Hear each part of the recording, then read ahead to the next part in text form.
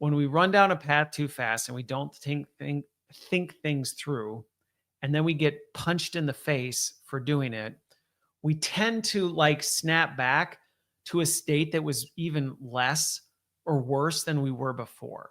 And I think we're seeing this with the we're seeing this with the return to office stuff where it's like people's jobs were relatively flexible before. Maybe like work from home wasn't totally a thing, but like a lot of people were in the office and out of the office, and it wasn't that big a deal. Nobody really asked questions as long as you were getting your job done. Then the pandemic hit, it swung way on the outside.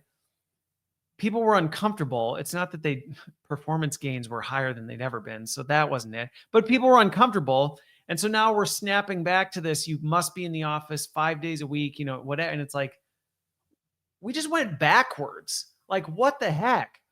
And I'm concerned, and that's probably the risk I want to call attention to encourage people not to fall into is if you are moving down this agent path, one, be thoughtful, be really intentional, and think through how you're using it. Because if you don't, you're going to get burned. And I am telling you this from the work I do.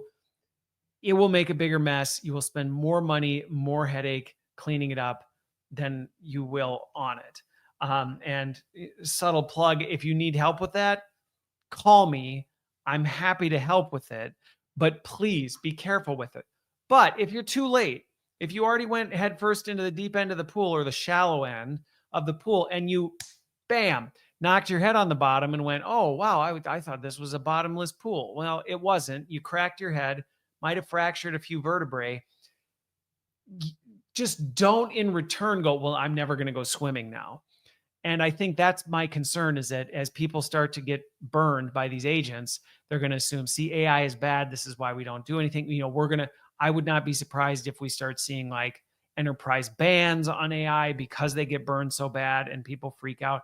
And that's just the worst.